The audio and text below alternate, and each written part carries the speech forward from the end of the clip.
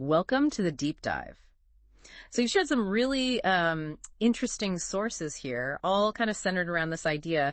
Show me what school never did. Yeah, it's a powerful theme. It seems you're looking for those critical skills that maybe didn't get enough airtime in formal schooling.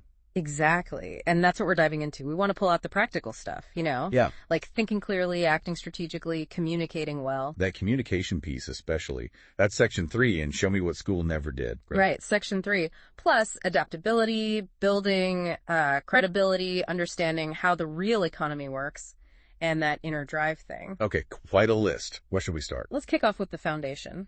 Learning to think clearly. Show me what school never did mentions mental models here.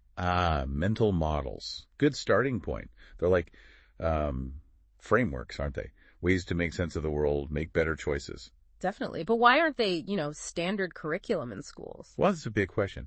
I think often the focus is just so much on specific subjects, facts, memorization. Yeah, less on the how to think part. Exactly. Mental models are broader.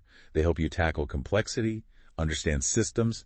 It's a different kind of learning, maybe harder to standardize. Makes sense. Okay, let's get specific. Another source you shared, Life OS, talks about second-order thinking. What's that about? Right. Second order thinking. It's basically not stopping at the first obvious consequence of an action. So not just, what happens if I do X? Precisely. It's asking the crucial next question. Okay, then what happens? It's about seeing the ripple effects, the chain reaction. Could you give, a quick example? Sure. Say you take a shortcut on a work project. First thought, great, I save time. That's first-order thinking. Yep. Second order thinking asks, then what? Does quality drop? Will I need to fix it later? Does it damage trust? You start seeing potential downstream problems. Okay. So it's much more strategic. Helps you avoid those unintended consequences. Absolutely. For someone wanting to be really well informed, it helps you look past the headlines, understand the deeper game, avoids feeling overwhelmed too sometimes.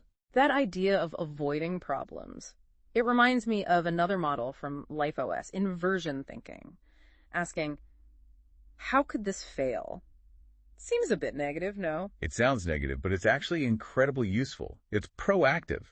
By focusing on how things could break, you spot weaknesses before they bite you. So you're stress testing your own ideas. Exactly, like launching a product. Don't just plan for success. Ask, what are all the ways this could totally bomb? Okay, I see. Maybe you realize your funding's shaky or the market isn't actually there. Right. You identify those potential failure points, lack of market need, bad plan, whatever, and you can try to fix them up front. It helps you avoid blind spots, leads to those aha moments about hidden risks. Okay, let's shift gears a bit. Thinking about applying these ideas.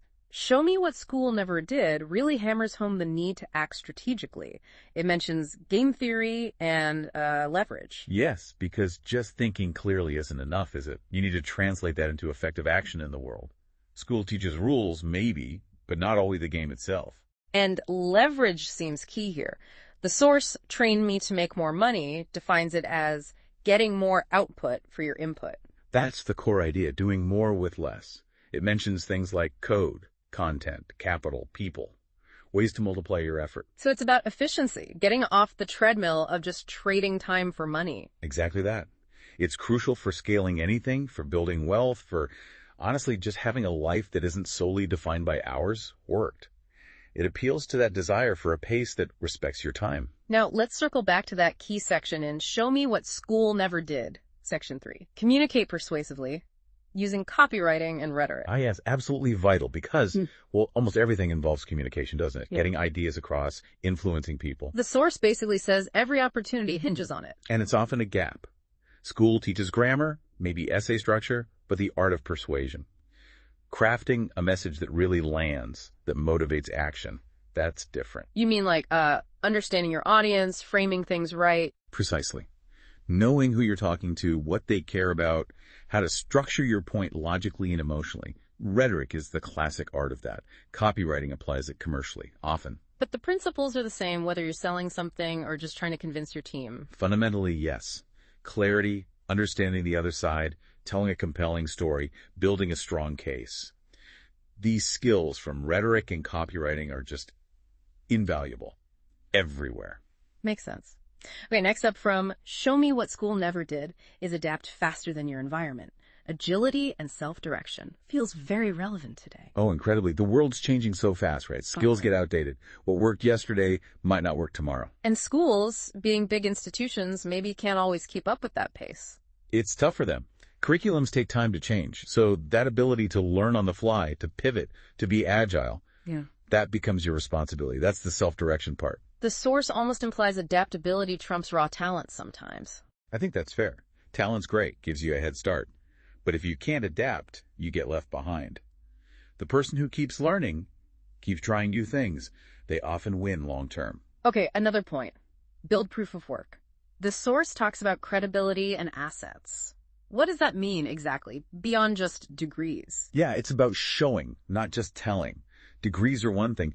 In many fields now, people want to see what you can actually do. Tangible results. Exactly. A portfolio, projects you've built, content you've created, results you've achieved. That's your proof of work. It builds real credibility. So, like the source says, a portfolio can speak louder than a diploma. It's visible evidence. It often does, yes.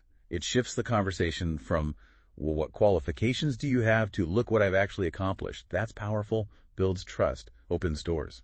Then there's understand the real economy, framed as value creation in show me what school never did. How's this different from, say, Econ 101? Well, school often focuses on theories, models, maybe getting a job within the existing system. This is more fundamental. It's about how value is actually created in the first place. So less about abstract supply and demand curves, more about solving actual problems for people. Precisely. Businesses succeed because they offer something people find valuable enough to pay for.